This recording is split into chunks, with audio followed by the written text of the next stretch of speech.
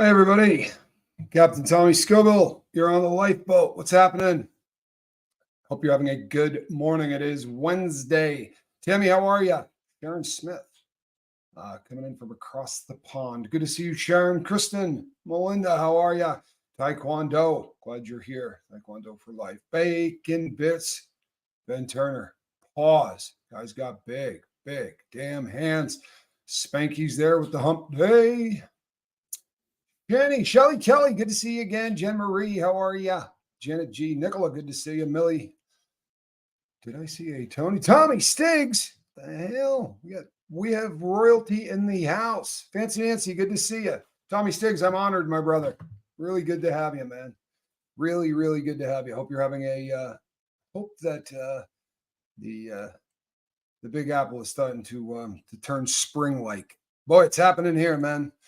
Tell you what, Tampa B, good to see you. Tracy, glad you're here. Shag Nasty. I love that name.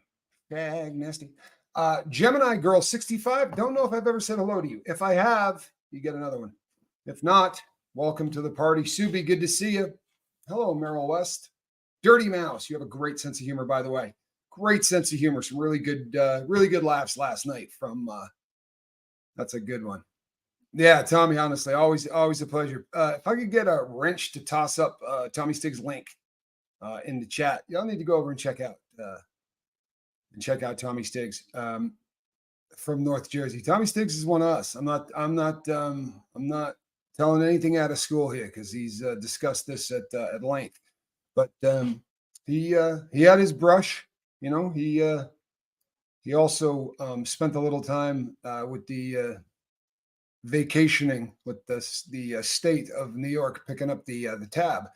I had the feds picking up mine, but we've been there and done that. And the man got out and walked away from a life that not too many cats are able to walk away from, and he did it as a stand-up cat, right? And there ain't many of them left. There really aren't. It's one of the reasons that I just took to the social club as quick as I did. You know, I did time with a lot of guys that did it right. And by a lot, I mean about 4. And the rest of them were all people that rolled on guys like that. But, oh, you've been watching on your hubby's YouTube account. Well, it's about time you started your own. That's the spirit, Gemini Girl. You know, there used to be a club in New York called the Gemini Lounge. It was a private club. And Tommy Stiggs probably just went, because the Gemini. Anyway, last night's show was great, says Dirty Mouse. Last night's show was great. You have no idea how much I needed those laughs. It's been a tough week, and the giggles made me forget about it for a while. Giggles got a way of doing that, right? Giggles absolutely have a way of making you forget about the things that are going on. See, I knew Tommy Stiggs was going to do the Gemini. Tell you what, we'll do it this way so that we don't offend anybody too early in the morning. Let's just say that they were running a butcher shop out the back of that place, but they weren't selling any meat. It was a pretty rugged situation. Giggles are great, says Calhoun, our engineer and resident son, and he's right. Giggles absolutely can keep you going. You know, I had a rough couple of days too. We've all had a rough week and a half. You want to hear something? It's a true story. This is one of the craziest, weirdest things that has ever happened to me, ever. I got a text yesterday. And the person who texted me, and I think it's one of the scams. You ever get one of those texts where somebody's like, "Oh, hey, Terry, supposed to see you at lunch," and you text back and you go, "Hey, man, there's no Terry here." And they go, "Well, thank you for your kindness." And they start trying to open up some kind of a dialogue, and there are scams they talk about all the time on the net, so you try to avoid these things. But I get a text, and it's one of those things, right? They're asking for, I don't remember what the name was, but this phone number was the same area code. It was 2 digits off from Steve Molesky's number. Now, it's not literally 2 digits. I mean, there were 2 numbers that were off, but one of them was in the prefix in the first 3 digits, which, I mean, makes the number wildly off. But when I looked down at the phone, you know what I mean? I saw the area code. I saw and it was just the strangest thing. There was just this moment of, whoa. I wanted to, but it was a scam. If the person had been a real person, I was going to tell them just how odd it was. But You live 2 blocks from the old Gemini Lounge. Yee. It's a church. It's a church now. Been a minute. I haven't been back to that part of town in a very long time. Again, that vacation. Let me see. The last time I was in New York was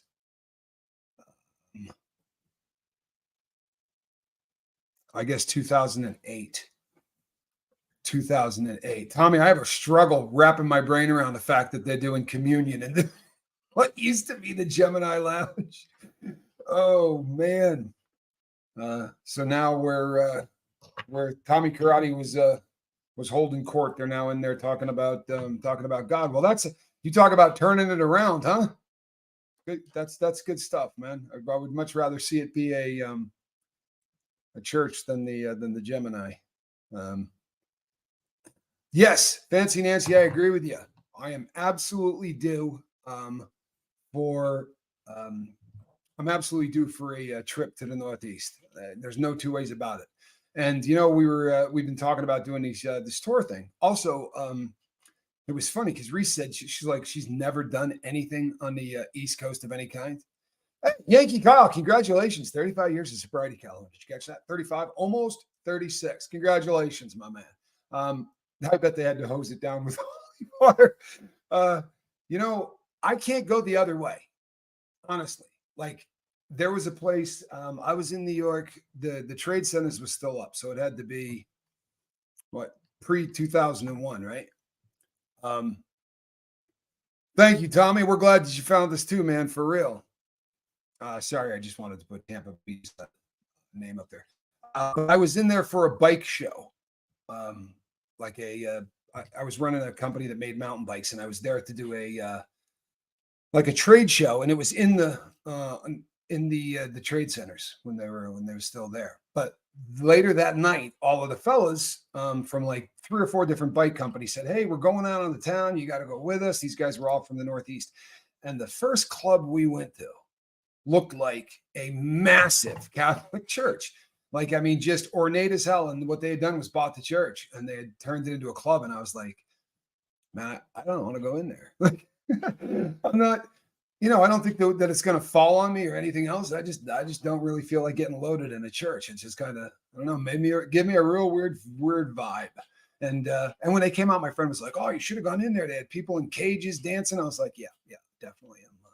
I'm pretty glad I just walked around Manhattan. It was a better night, I think. Was what's funny? This is really funny. Tommy Bird says, "I'd say stop by here, but I'd be lying if I said it was either on the way or close to anything or anywhere relevant." Nonsense. West Virginia is absolutely relevant. But Tommy Bird, can't hear you, Calvin. You got to get in my ear because I wanted to hear that. So figure out how get in my ear because I missed it. I was flipping back through things this morning. I got up at about 4:00 and I was going through some stuff and you go through old things. I'm going and deleting stuff, and I found a letter from you, Tommy Bird. I found a letter from you that you wrote. It was the vault. Tommy Sticks. It was the vault. What a trip. Wow. That's crazy. People, if you had any idea the size of that city that he just that's insane, Tommy. It really is. That's a trip. But Tommy Bird was asking for prayers because the following day he was going into to find out whether or not he was going to get locked up. You remember this, Tommy? And we had the whole crew waiting. And it was funny because once I found the thread, I started looking and I found Mark Wages had texted me just over the moon, right? We had everybody, the whole lifeboat was like pitched on the edge of the boat, waiting to see whether or not Tommy Bird was going to go away for a few years or whether he was going to be back. And it was awesome because we did a show shortly. We did a live and he came on and was like, "Not only am I not going away, but they apologized to me, told me they screwed up and killed the paper." It was just it was epic to reread it. So much crap goes on, Tommy, that it had come and gone. And I remember it was nuts, right? It was, I mean, honestly, everybody was so stressed out. And at the time, what did we have? We had about 20 people on the lifeboat, or 30 people on the lifeboat. So, we knew everybody. You know what, Tommy, you'd be surprised at how many times I'm in your social club, but I just don't say anything. When I get up in the morning, you're what I put on. For real. When I'm doing when I'm doing show prep and everything else, I've got the social club on, Tommy Stick Social Club. I dig it. It sounds like home to me. You know what I mean? It sounds like, yeah, it's the only way I could say it. It sounds like home. I grew up, with a New York Italian family. It just sounds like home. We had a little bit more of a Long Island accent than your island, your big island. We had the little Long Island. The Midnight Show. I want to tell you something. You have a great sense of humor. Don't be afraid to use it. Some thick-skinned people here, people. I promise. If ever somebody steps on our feelings a little bit, we're going to say, hey, you know what? That stepped on my feelings a little bit. Not bummed out about it. Just wanted you to know so that the person doesn't continue to do it in the future. But nobody said anything yesterday on any live that hurt anybody's feelings. We had a ball yesterday on that live. And did we go a little left of the railroad tracks? We did. And I'm glad we did, because it was a heavy conversation, man. I think one of the reasons that we end up doing that every single time we do it is because we've been diving into some really heavy stuff, right? When you're talking to a girl who opens up about the fact that her father was a piece of crap that told her she was fat all of the time, right? That's hard. In fact, it's harder than I can wrap my brain around. So it's pretty cool if we can get a good laugh at the end of it. And I'm telling you, if you're a content creator right now, but pay attention, listen up. This is a good one. I'm gonna do you a solid. If you are a content creator, right, and you would like to create about 20 minutes of really funny content, ask your audience if they could suggest a very funny way to say, how else could we say hit the like button and sit back, because it's going to get really funny really, really quick. It's funny too. DJ Daddy-O, good to see you, my man. That is a solid individual right there, for real.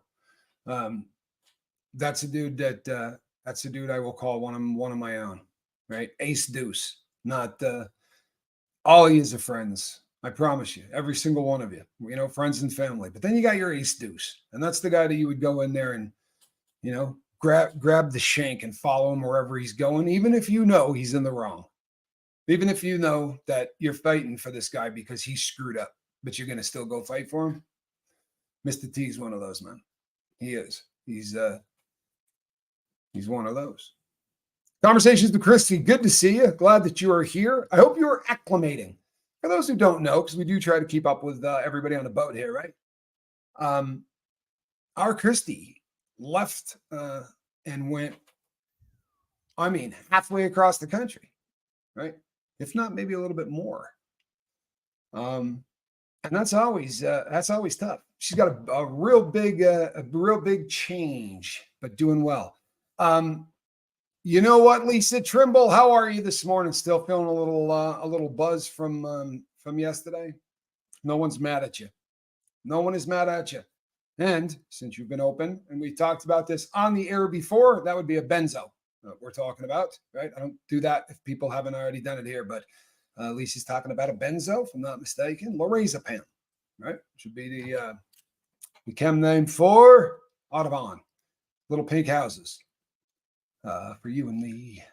If you ever see the name brand, they are actually shaped like a one-room schoolhouse, a perfect little shape of a one-room schoolhouse with supposed to be an A, but it just looks like a one-room schoolhouse. And when they first released the big ones, like the 5 milligram numbers, they were pink. And boy, oh boy, it was way too much. It was a very strong drug. Listen, people, to everybody involved, right? Pay attention, everybody. You got to get this mindset out of your head, right? There's a couple of things that I don't want this boat to cause to happen, right? Yeah, Ben, read the lyrics of it, especially the last verse. You will realize what that song is about. But here's the deal. You start a channel like this with the idea that you're going to come and you're going to support people. It is going to be a peer support group. I'm not a doctor. I'm never going to be a doctor. I don't have any friggin' desire to be a doctor, even if I could, which, by the way, I can't. right? They get a little dicey about the felonies. But what I'm here to do is just say, I got out of this, right? And I fell so far down that friggin' rabbit hole that if I can climb back out of it, virtually anybody can crawl out of it, right? That was the purpose of showing up here. But then what happened is a bunch of people got the message, and we started to also talk very seriously about connection. And I'm glad that we did, right? Because it is much bigger than drug addiction. It really is. It's way bigger than that because everybody's struggling. There's nobody on this earth that's got it figured out. I promise you, from the richest man on earth, right, to the person right now trying to find a place to sleep. They haven't got it figured out. No one does. I promise you. I happen to personally believe that someone at one point did have it figured out. He's no longer with us. You know what I believe. But there's nobody walking around today that's got it figured out. So this is what we try to do. We try to work on this, yeah. And for some people, they use drugs, and for others, it's eating or it's whatever. But this connection stuff is about as real as it gets. It really is. Trouble becomes a lot of people get to the party just a pinch late. Okay? And something pretty jacked when, like, I got an email and I was going to read it out loud, but the person has not said to me, hey, I'm cool with you reading this out loud. If they were, then I would absolutely do it. Because this person wants to get off pain medication, right? This person, if I tell you the mechanism of the injury, I might be outing this person. Let's just say this. The injury that this person sustained was worthy of being, far gnarlier than anything that anyone should ever have to endure, right? At any time. And when you hear this and you realize that this person is taking pain medications because the person is in pain, right? Now, if you're in pain, maybe you should be taking pain meds. And it's kind of a bummer that the channel that was set out to make it so that people were not going to, to struggle alone or suffer in silence is literally in some ways creating people who are suffering. We're not here to tell you that drugs are horrible and that everybody on the earth should stop taking them. Are you getting this? There are a crap load of people who are going to eat Valium today who need to eat Valium. There are a bunch of people today that are going to ingest pain medication who need pain medication. Feel me? Now, I have said a bunch of times, if you're following the instructions on the pill bottle, there's a real good chance you don't have a problem. Because I think it's a pretty solid way to say it's an easy indicator. Because I can't say to you, you're a drug addict. Only you can say to you, you're a drug addict. But what I can say to you is, if you can't follow the instructions on the side of the bottle, that's usually a bad sign. If you're running out of your script on the 6th day you got it, but it's supposed to last you a month, that's an issue. You feel me? At that point, you got to start asking. Congratulations, Danny. I love it. Clean since 2016. Love it. From time to time, let's say you're taking that pain medication and you had that ridiculous accident that just crushed a leg, ruined an arm. You're for the rest of your life going to need to be taking some kind of a pain med, right? There are days you're going to wake up and for whatever reason, it's going to be 10 times worse than it was the previous day. And you know what? On that day, it isn't going to get it done.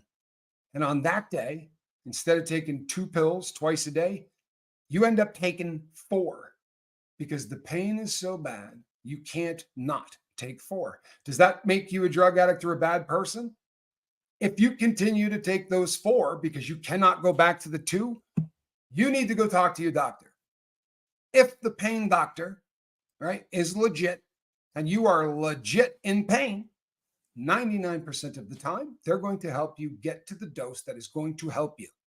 Now, are they going to treat some people like crap because of all of the people that went in there trying to get over on them? Yeah. You got to understand this. If you're a pain doctor, if you treat pain pain, about 3 out of every 10 people that walk through your door are not in pain, right?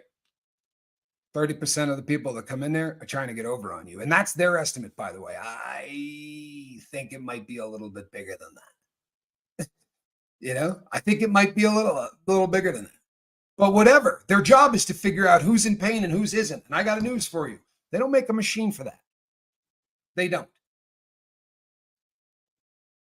They look at you and they judge you. Right? I have a doctor that I am corresponding with. She is a crew member on the lifeboat. And I thank God that she is, because her perspective is fantastic. But I got an email this morning. And you know what, man? I dig every email I get. And there are so many of them that put a lump in my throat or bring me to tears. It happens every day. I'm an emotional dude. I'm an Italian guy, right? But this doctor wrote me, and I was reading it. They were talking about the rant I went on yesterday, right, where I talked about how the doctor treated me, and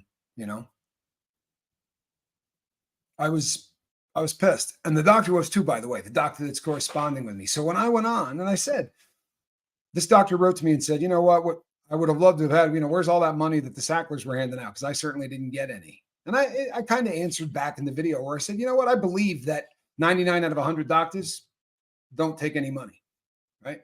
I believe that. Kapoor, the guy just went that in 2020, the guy that ran Insys, it's a company based here in Arizona. They had a product called Subsys, a little spray you put underneath your tongue, which gives you a instant blast of, you guessed it, fentanyl.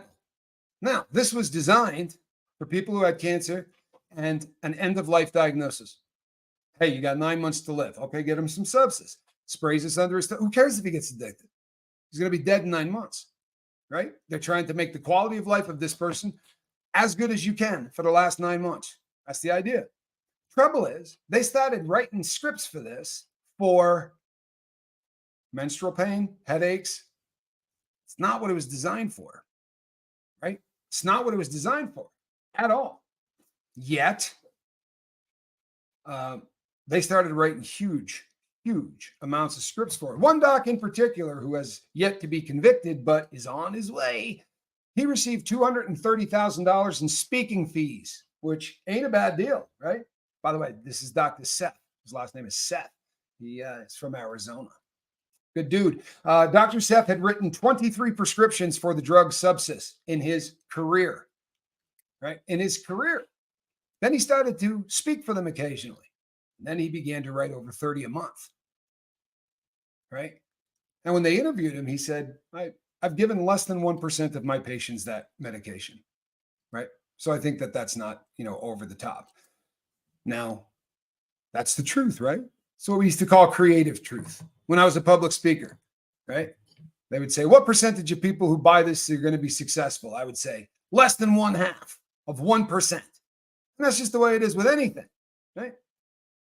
Never stop people from buying. The statistics, right? Don't tend to match up. But this cat's going to prison for 5.5 years. And the government just said, you're going. He was able to get out on 2 different times because that's what happens if you're a white-collar criminal. They give you a prison sentence, but you don't actually do it, right? You get out, you go. Well, they said, no appeals. This cat's going to do his nickel, which is great. It's not enough. Danny, I'm so glad you're here, man. I really am. Glad that you're here. Good morning, Tommy and the Lifeboat crew. Just wanted to take a moment to tell you how much I appreciate what you do. Well, thank you. On the 6th of 2022, my best friend, like a sister, lost the war with her addiction. Well, thoughts and prayers for you and for the family of your friend's sister. I am sorry for your loss. It's horrific, isn't it? It's horrific that this is the world that we live in. There's nobody in this chat right now. There's nobody in this chat right now that does not know someone who either they know personally who lost that fight, or they know someone whose son, daughter, whatever, close friend. This has touched everybody on planet Earth. What do you say, Johnny Scoville? Greetings. But the Johnny Scoville, the man who brought you the tube of terror. Going to work. All right. But listening in my ear. But Danny, we're glad you're taking care of business. You know what I mean? Glad that you're listening, but taking care of business is a good one, man. Um, we're glad that you're listening. But let me finish what I was going to say, because this is the coolest thing ever. And by the way, it also means that the new medication I'm taking is working, because I get off of subject, but then I kind of get back to it, which is what used to happen as a public speaker. It used to be a hell of a lot of fun. Yes, Johnny is here, which is cool. So I'm reading this email. The doctor said, after listening to my rant yesterday about how 1% the doctors can destroy it for everybody, and 1% of prison guards can destroy it for anybody. All it takes is one prison guard to be a stone cold piece of crap, and everybody will think all prison guards are, right? They're all bringing dope in, right? They're all sleeping with the female inmates. They're all doing all these things, because it only takes one to do something like that, to taint every other one, which sucks. And it's the same thing with doctors, right? You got one doctor writing 1,100 prescriptions a day for OxyContin. You know how many other doctors look like crap because of that dude?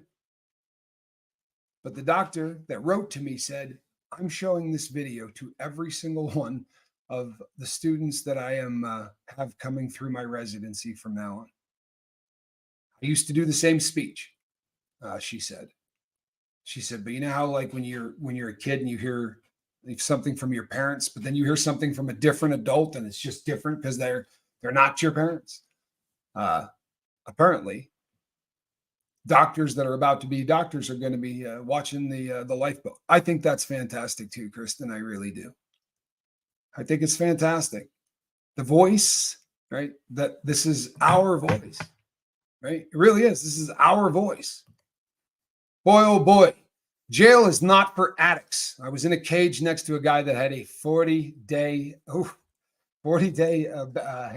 bag a day heroin habit. He was screaming in pain. It was brutal.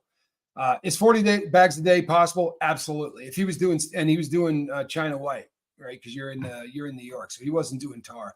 He was doing stamps. Absolutely, you could do 40 stamps a day. Nothing to it. I promise you. When Philip Seymour Hoffman, God rest his soul, that we lost a really, really good one in Philip Seymour Hoffman, but the place they found him, they said that there were, the number 40 actually came up. There were 40 that were filled that still had stuff in them, but there were, hundreds and hundreds and hundreds of them just lying empty. When you open these people, it's plasticine is what they used to call it. It's a very odd kind of paper, right? That you can fold. It will fold up nicely so you can make like a Coke fold out of it, but nothing sticks to it. It's a very, very odd material. They were called stamps or papers. And inside they call them papers, but on the outside they call them stamps. And the reason they do is because, thank you, Z-Dub. The reason they call them stamps is because on the outside of that is literally going to be a stamp, right? And the stamp will say, like, it'll have a shamrock on it and say good luck, or it'll have cherries and it'll say cherry bomb, or it's the way you can identify the dope that you're buying so that you get. And then when somebody overdoses, right, and they'll go on TV and they'll say, the stamp on the outside of this said Moonlight in Vermont, right? And everybody and their brother are going to the dealer and saying, hey, you got that Moonlight in Vermont? Odd world we live in, right? But that's the truth. Yeah, Stiggs, believe it or not, I got up to about 6 to 7 grams a day by the end. So I had, at the time, it was running me about $600 or $700 a day to do my habit. It was just, I was doing mountains of it. Over time, opioids are incredible for how big your tolerance can get. It is a very, very unusual. Bindles, absolutely.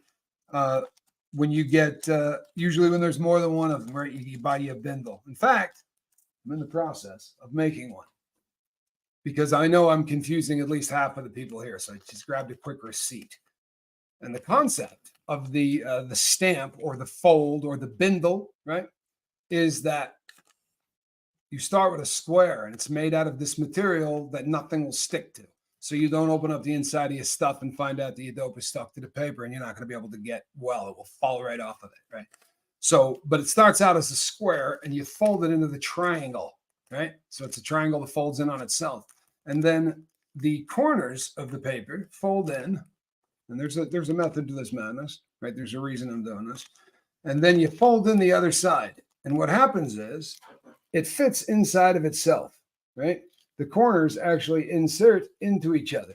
This creates a pocket inside the paper that nothing can fall out of, right? So this is how the crap is sold on the East Coast. You got this little pocket, right, of stuff that's plasticine. Then when this folds over like so, sorry, this is cactus stuff. When this folds over, the paper then folds down into itself, and you get a small little square bindle like so, right? And the stamp would go on the outside of it. And a dealer will have a bag with 60 or 70 of these in it. Now, the color of the stamp is going to signify how much crap is inside it. So you could be buying, it's got 3 shamrocks on it, right? 3 lucky clovers. So 3 lucky clovers that are red are going to be a half a gram. 3 lucky clovers that are green could be a gram. 3 lucky clovers that are blue are going to have a teener or an 8-ball in it. You follow me? So they're going to be packages anywhere from a point. It's going to be 1/10 of a gram, going all the way up to probably 3.5. I don't think they're going to be doing too much more than that in folds, in stamps. After that, you got to start buying what they call pieces, and there are 40 pieces in a kilo, so it runs out to be 25 grams. 25 grams. Hey, thank you, Tommy Stiggs. And not only do I have coffee, I usually drink it with you in the morning. I really do. If you guys have never gotten over and checked out the social club in the morning, I'm usually there lurking. I'm not trying to sound cool. I swear to God, I'm not at all, but I'll use Johnny as an example, because Johnny told me this really early on when I first started to get going. He said, you're going to get to a day where if you pop in somebody's chat and say hello, you're going to screw up their chat, right? Like you're massively going to screw up their chat. And because a lot of times people will start, hey, and I don't like derailing shows too often if I can avoid it, but I'm there a lot. And it's accidental trolling. It's accidental trolling. You know what I mean? It really can be. I don't want to take anybody off of the game or anything to do them, but I love the social club. Tommy, I'm there. If I'm lying, I'm dying. I'm there at least 5 days a week. I don't miss it. The last verse, the very last line of Little Pink Houses, the pays the bills, the pills, or the chills, the pills that kill. Somebody Google that. Last verse of Little Pink Houses by Mellencamp. My producer's on it. You're not going to beat him. But I just thought I would put that out there for laughs. Uh-oh, look at this. Stay Spiria. You seeing this? I love it. She gets it. She gets it. She was told there would be no math. And there shouldn't be. I'm there too in the bushes. I love it. Because the simple man pays for the thrills, the bills, the pills that kill. Thank you. By the way, start getting up to that 5 milligram mark on lorazepam, and you got a pretty good chance, especially if you start mixing it with booze, that bad things happen. Never mix respiratory depressants. Feel me? The biggest BG fan live stream. I'm a fan. If you want to hear this is going to make you sick, but I'm going to tell you the truth. If you said you got to list 5 concerts that you could go back and see, I promise you, one night only from the Bee Gees would have been in my top 5. It's going to bum you right out, but I'm telling you the truth. Sinatra would have been in there. I would have liked to have seen Sinatra. Queen absolutely would have been in there. Now, don't you leave a comment now to tell me where you saw Queen and you were in the front row, because I will block you. I will throw you off this boat and I will block you. I'll just leave. I'll just find a live stream where they aren't making me feel bad. Yeah, I'm going to be honest with you, Tommy. She's way better looking than you, bro. As far as twin sister goes, you guys may be around the same age, but she got all the looks in this sister twin thing here. Fancy Nancy, who's basically Tommy's twin sister, had a question. She asked, if a pill addict tells the doc they are addicted and will go on the street for the fix, what does the doc do? That's an excellent question. That is an excellent question. I have told the doctor that in the past. And my doctor, who was a pain specialist, said to me, I can't treat you, right? You tell me that, and I'm not going to be able to continue to work with you. Now, she said, well, here's my solution. We're going to change the medication that you're on. And we went from a combination of about 6 different drugs, painkillers, to taking 340 milligrams of methadone a day. Now, I don't know how much you know about methadone, but that's a stink pile of dalphine. That's a lot of methadone, right? It's a terrifying amount of methadone, in all honesty. And I did very little of it. I ended up just taking it back to the street, selling off all of that stuff and buying heroin with it. Oh, you don't have to bite your tongue, Coffee. We're all friends here. Let it fly. Let it fly. You can beat on the Bee Gees if you want. I mean, I know not everybody likes them. Not everybody likes them, but I'm a fan. And you know what? They would definitely be in my top 5. I would never tell the truth about that stuff with any doctor, says Tampa B man. This is a popular opinion among most people that do drugs. There are 2 people that you do not lie to. This is my humble opinion. Okay? And those 2 people are your oh no, a queen. Okay, I'm going to let it slide, Coffee Strips, because I love you. I'm going to let it slide. Don't lie to your doctor. Don't lie to your lawyer, right? Those are the 2 people you don't lie to. Because if you lie to your lawyer's going to find out that you lied to them when you're on the stand and someone is asking you a question that you shouldn't have ever been asked, right? Honestly, don't lie to your lawyer. But if you lie to your doctor, right, you're going to die. When we lie to our doctors will write you prescriptions for things that should never be mixed, right? They will write you a script. If they know you're abusing stuff on the street, they need to be able to say to you, yo, you're doing what? My pain specialist, when I walked in the first time and she put me through the whole deal, right? And oh, no problem, Tony. And we did the PET scans and all of that stuff. And she said to me, don't lie to me. How you been treating this up to this point? Because you didn't walk in here, right, without being on something. Because I was at this point, like I had my broken neck hadn't even healed. I mean, I was messed up. I had just broken my C6 vertebrae. I was in bad shape, and I was working as a public speaker. So she was like, what are you doing? And I said, I have a pharmacist that's selling me Loratab in a bag this big. I'm not exaggerating. This big, popped out to the side. It was one of those 1-gallon Ziploc freezer bags. And it would be stuffed with Loratab. And I was eating 14 of them at a time, and I was doing it about 3 or 4 times a day. And that was the number. I titrated myself. I kept going up until I got to the point where I was no longer in pain, and had a real good buzz. And that was 14 pills 3 times a day. And when I told her that, like the look on the doctor's face, she almost had a heart attack. She said, we need to have a ultrasound on your liver. There was like all of these things because she wasn't worried about the medication. She was worried about the acetaminophen. Every one of those pills had 350 milligrams of acetaminophen in it. And I was taking 14 of them at a time, 3 times a day, and drinking at least a 6-pack because I was playing golf every day. That's what we were doing. We were playing golf, right? And you had to eat enough pain meds so that you could swing a golf club. We were public speakers. We played golf. And then at the end of the week, we went and got on an airplane. But all we did was the amount of opiates that were getting consumed were terrifying. But if you lie to your doctor, right? If I had gone in there and said to her, I'm not taking anything on the street, I promise you, doc. Then she would have looked at me and gone, well, he's not in that much pain, is he? All right, tell you what, here's 6 hydrocodone, right? Take some. But when you say to somebody, I'm taking 14 of these things 3 times a day, and she's looking at me as a doctor and going, I don't see a buzz. I don't see, right? There's nothing on this guy that says he's high. So my first prescription from her was a bag, and it had OxyContin 80s. It had OxyContin 40s. It had 10s and 5s, right?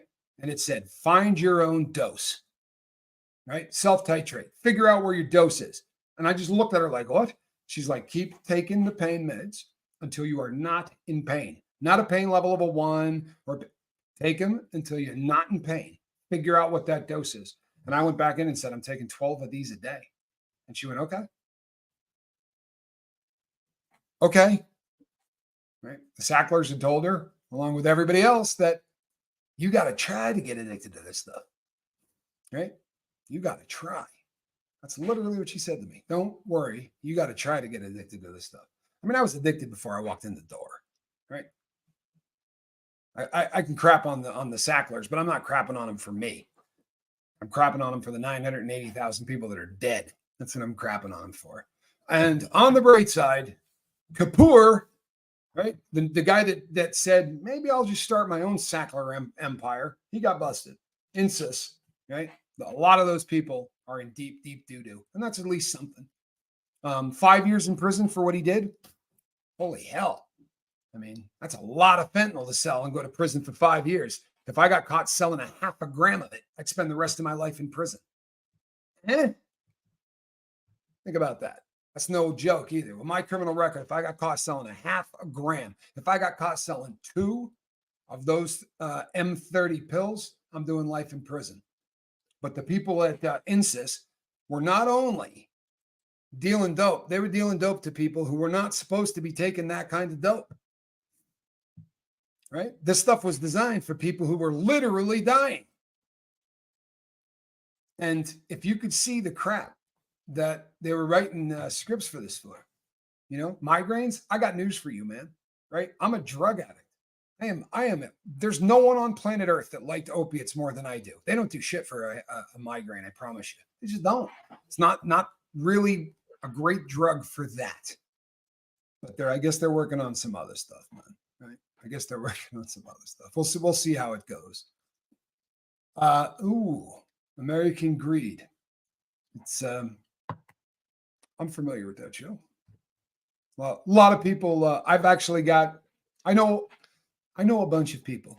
Suffice to say, I know a bunch of people that have been on American Greed. Personally, a couple of really good friends actually. But popular show on the inside too. You're always looking to see if, especially because a lot of what they cover are federal crimes. So you're always kind of looking around the day room to see if one of these cats might be in your room.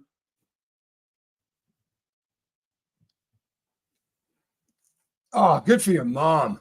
Huh? Good for your mom. Blessed to Crochet. Great comment. That is a great comment. No, Johnny's not a good lurker. No, he's not. Yeah, he's not very good at it. He just did the threw away the old key thing. He won't really do it though. He can't help. If the doctors you are going to, if you don't feel like you can be honest with them, right?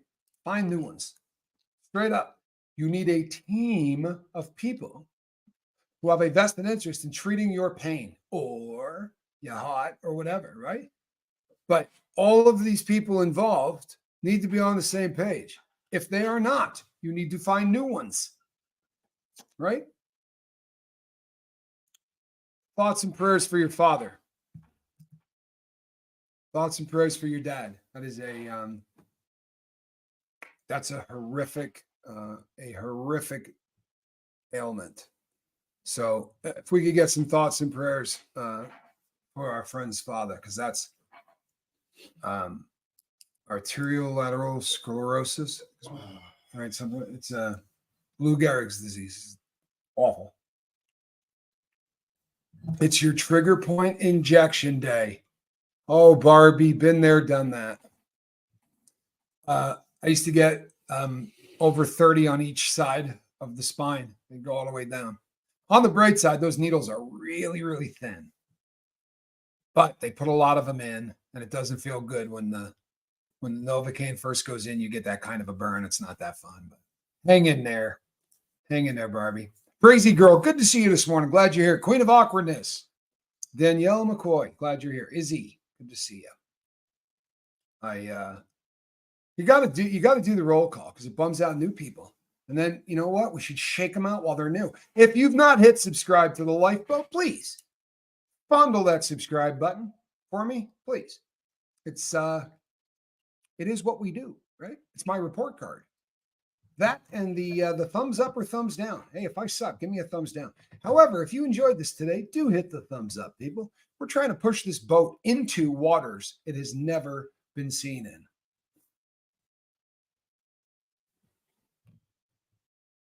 Karen, I agree with you. If it's not the biggest lie, it's certainly in the top two, right?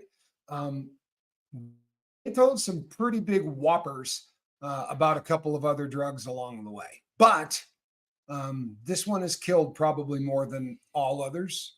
I think it may not, I don't know. There are some arguments. The Quaalude is pretty tough.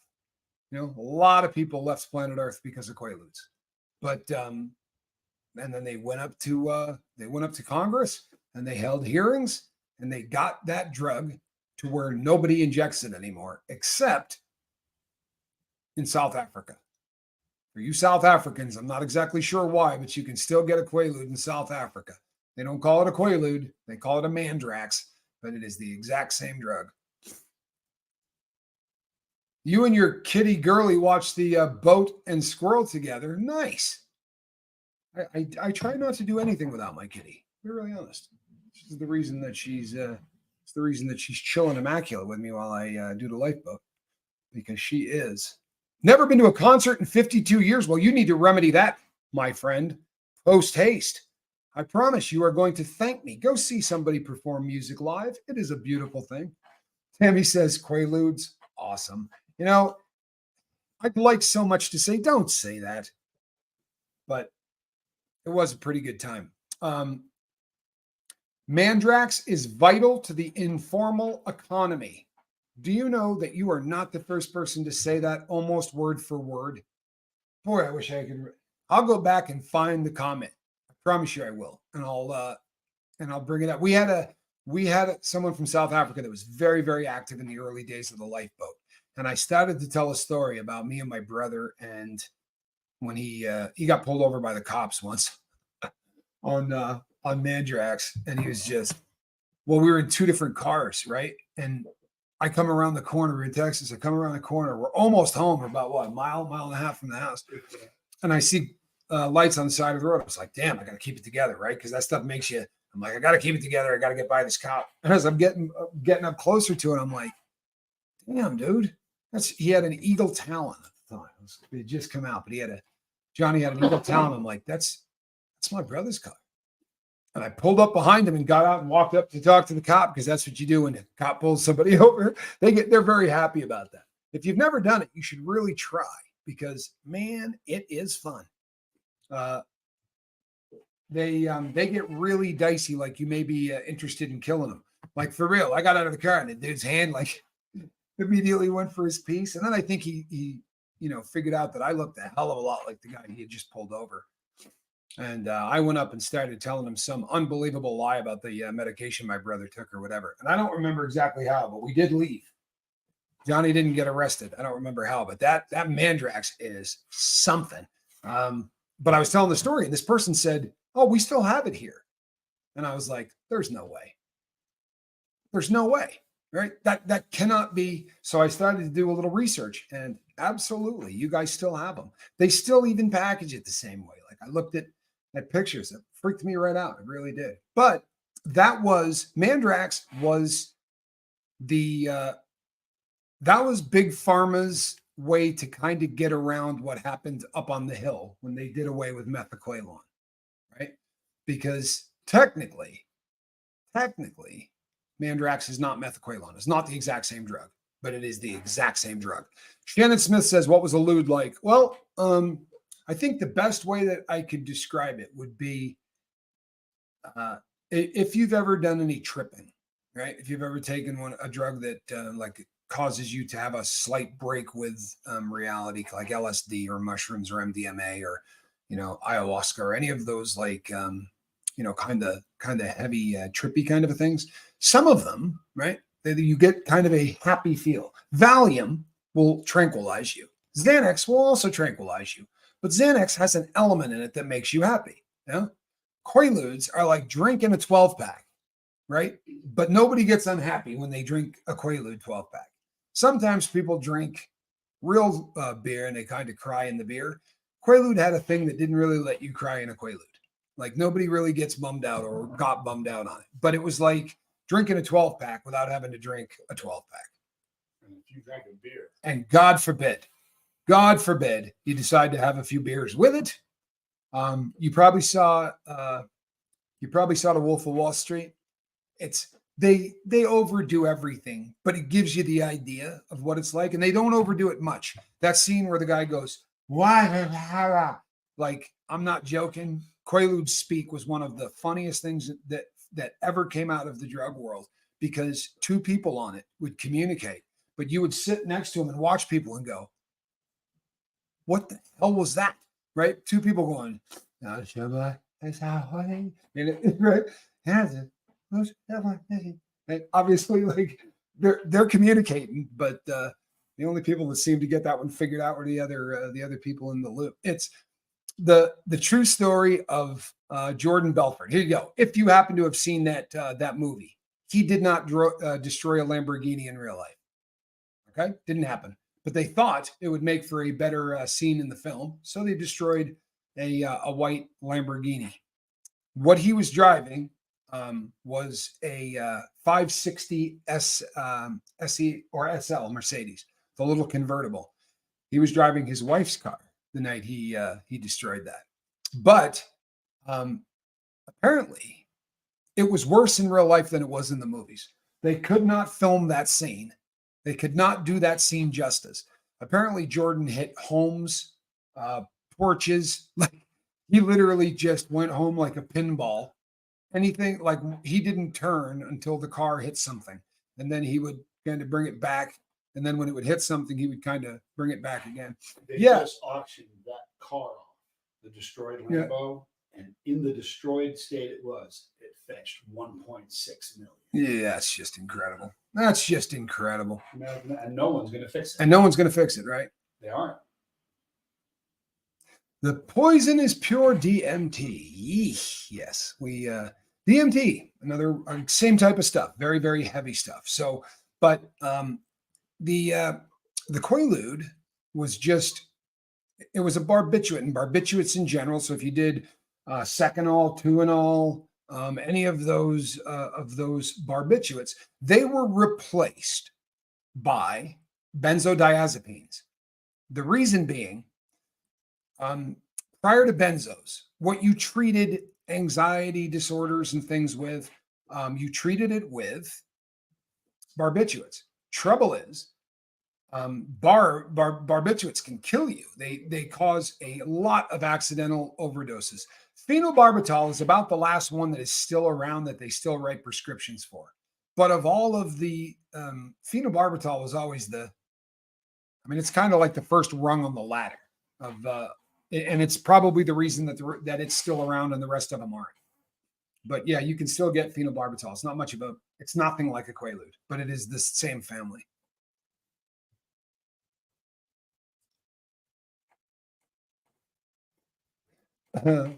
Living in the gray area says, thank you for answering my psychedelics healings question the other day. I hope one day that the world finds a way to have anyone be able to safely heal that way.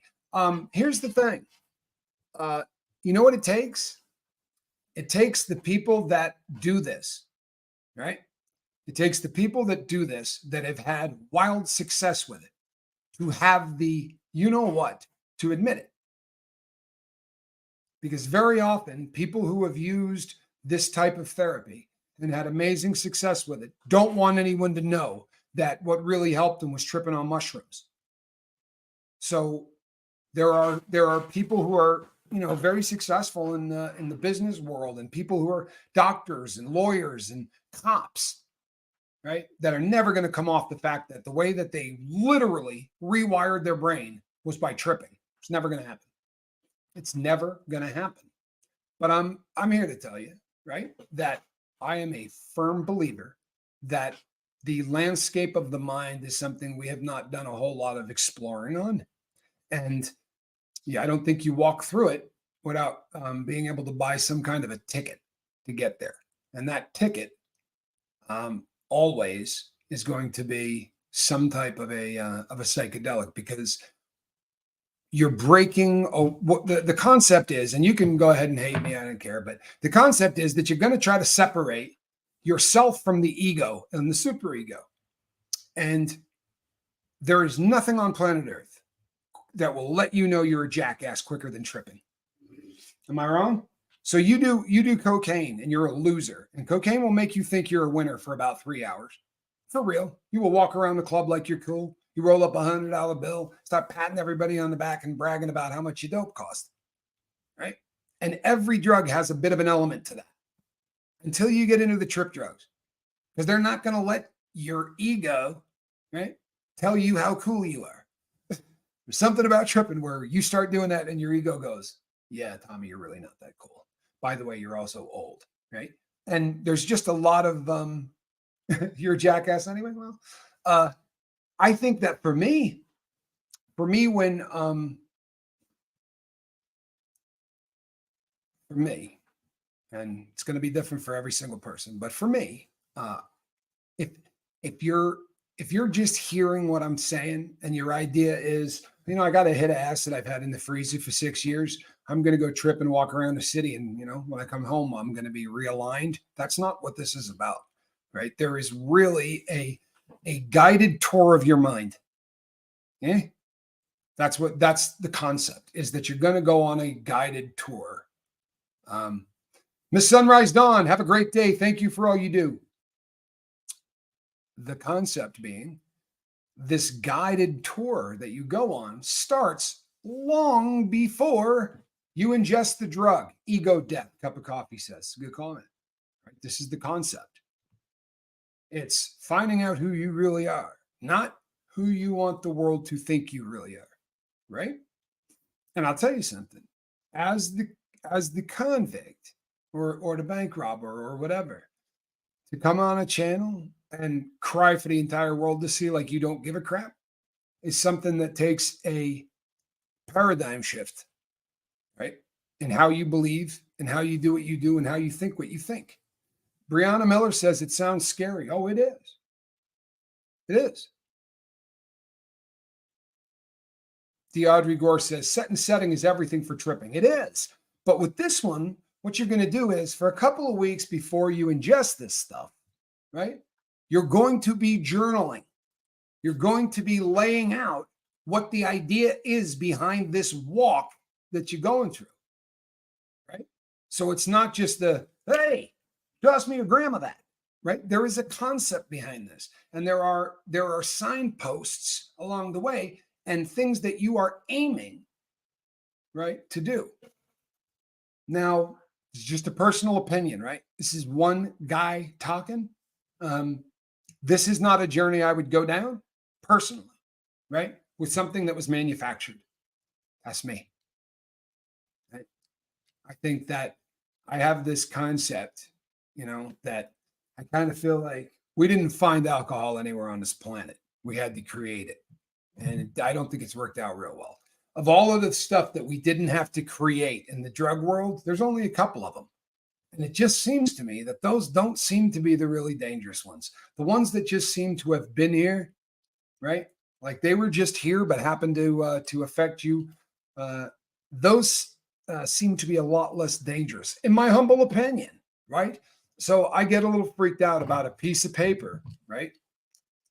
That is that big, that can completely rewire me for, 12 hours. That's a freaky drop of liquid to me. That scares the crap out of me. Now, the mushroom thing, I don't know, maybe it's my Alice in Wonderland stuff, but mushrooms to me always made a whole lot of sense. Acid to me, and I've done a lot of it, but I'm not a fan. To me, it's a completely different animal, even though it is very much like the same thing.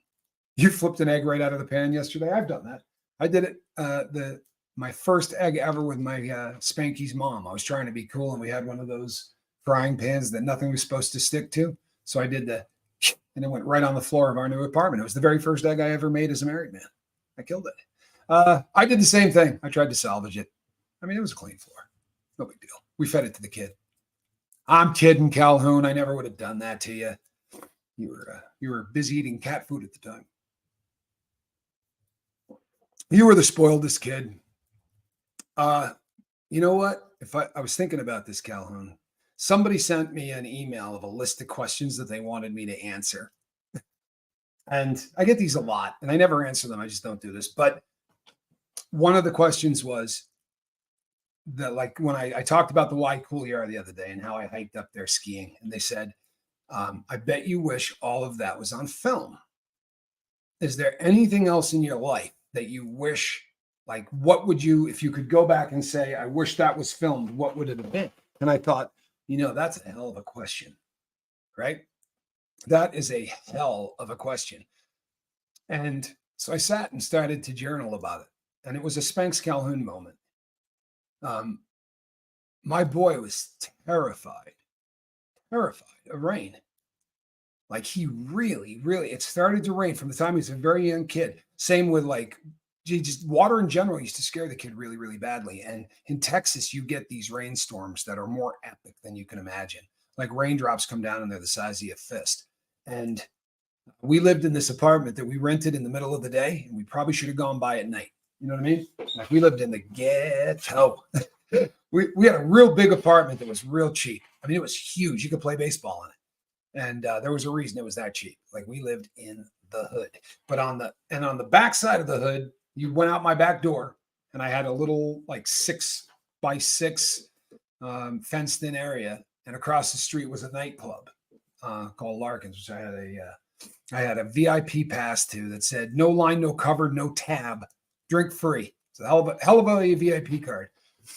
On the other side was a courtyard. Right? Everybody's apartment faced this courtyard, and that courtyard was a little rugged. It was a little rugged. There were the occasional roving gangs that might be walking through there. Right? There's a lot of different gangs represented in that part of the city. But the rain started, and it was coming down, and poor Spanky was going through it. And he just started into this kind of the panic scream that he used to do. He was about maybe a year and a half, 2 years old, and he just really started to go. And I grabbed him. He was wearing nothing but a diaper. And I had on a pair of shorts, and I took him outside in the rain. And I looked at his mom. I'm like, I'm not coming back in until this kid likes rain. Like, I can't, there's no way I can deal with this for another 3 or 4 years. I cannot deal with it. I will be back when he likes rain. The rain coming off of the roof was coming off in like a downspout. And it was about this fat around and coming up about 30 gallons a minute. And we ran around outside, and I would dunk him into this water as it was coming down, and I had him laughing so hard. And at one point I looked up, and the entire place, there were people standing on the outside watching me fart around with Spanky, right? The entire place. And these were people I was terrified of, for real. Like, we hid inside. But it's sort of, it was an icebreaker for the rest of the time that we lived there. We got to know everybody that day, for real. But the water coming down off that downspout was coming down so hard that the last time I put him in there, it blew his diaper off completely. But we spent about 45 minutes out there dancing in the rain, and I wish I had that on film. That one would have been good. I would have liked to have seen it from eyes other than mine. Like, I remember that day, every bit of it, but I would have loved to have been able to see it. It's a memory that is so etched into my brain, but I don't, again, it's like when I did this one with Reese, the reason that was such a weird thing to me is because I've never seen the other side of that. Make sense? Like, I'm always looking at the big hand side of that equation. I've never seen what the other side looked like. It's always weird when you see something from a perspective that you have never, ever seen before. Same view, different perspective really kind of changes things. Yeah. Let's see. I gave up my house and I went on the road to travel and live like the gypsy life. I dig it. I'm getting used to it. It's a beautiful way to live. Yeah, Deadheads did it for a long time, and they were some of the happiest people I ever met. For real. Very, very happy people. Thank you, ZW. Hope you're doing well. Big fan of Zen. Heather, aka Triple H. Good morning. Great interview with Reese. Thank you. It's a fun interview with Reese. Reese, you can talk about really, really heavy things, and then you can laugh your butt off afterwards. And you know what? Heavy things are good, but you need a little get a little laugh to wash it down with, I think. And I will absolutely do that, Tommy Stiggs. Thank you. We'll see you tomorrow morning at the social club. And I hope to run into more of you over there too. That's where I'm at. He goes live before we do. It's very, very convenient. If you're up and wondering where to go check out the Tommy Stiggs' social club in the morning.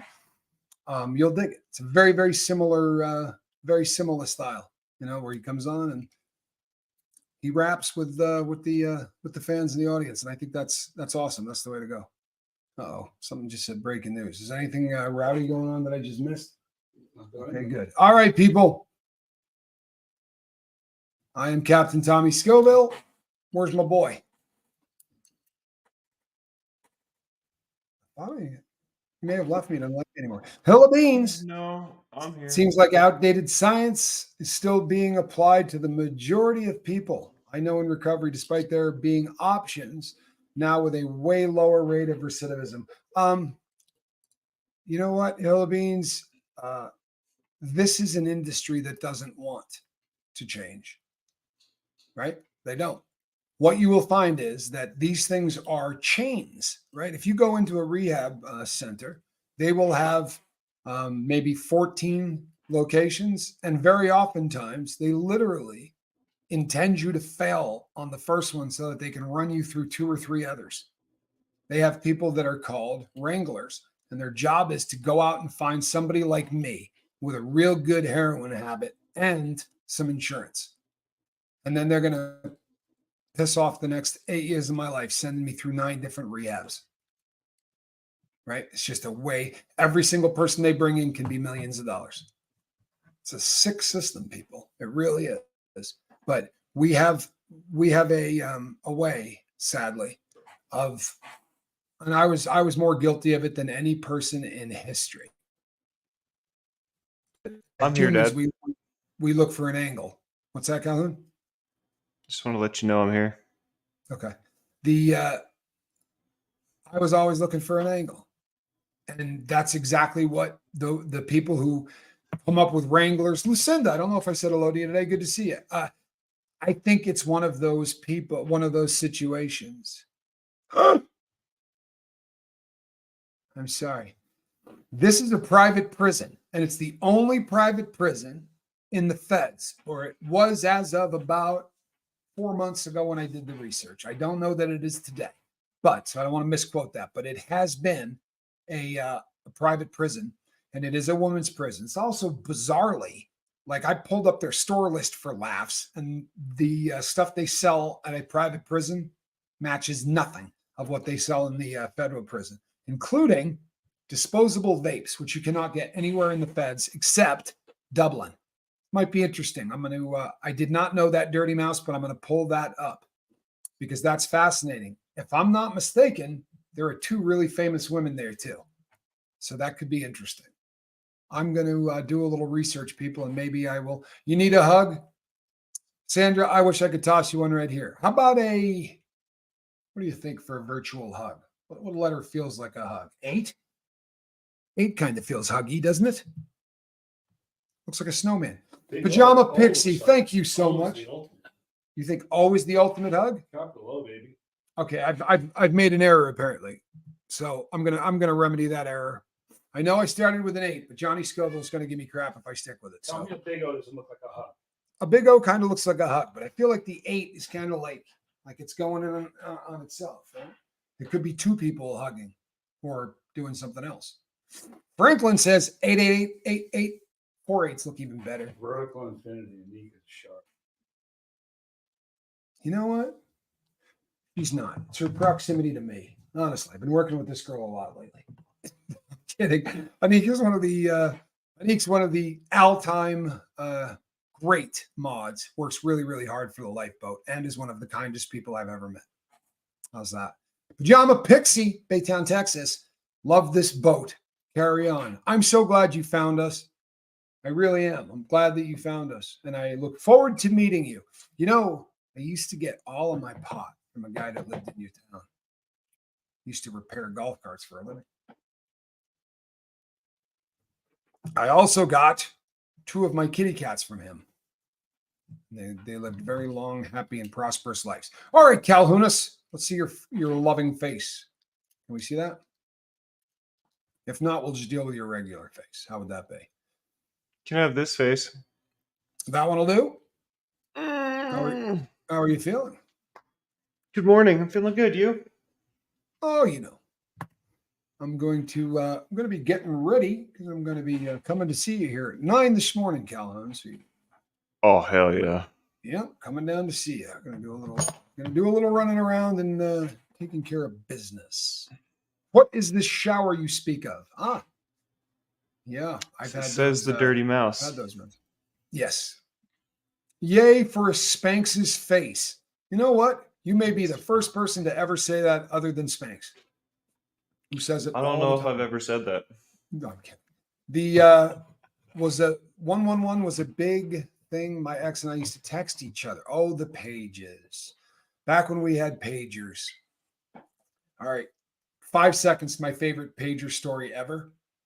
So I had a pager that would vibrate, right? And they were brand new. This was like high tech. And it would just, you didn't even have to call to find out what the message was. It would write it across. But I was wiring a ceiling fan. And I got this thing in my pocket. And I had just said to my family, you turned the power off, right? And they're like, yeah, the power's off. So I grabbed the hot and the right. I grabbed both lines that you would never do unless the power was off. And right as I did, my pager went off in my pocket. And I thought that I was getting shocked and I fell off the ladder, landed flat on my back. It was pretty uncomfortable. That's my pager story. All right, I'm Captain Tommy Scoville, and we will see you on the next one. Bye. Or not. There you go.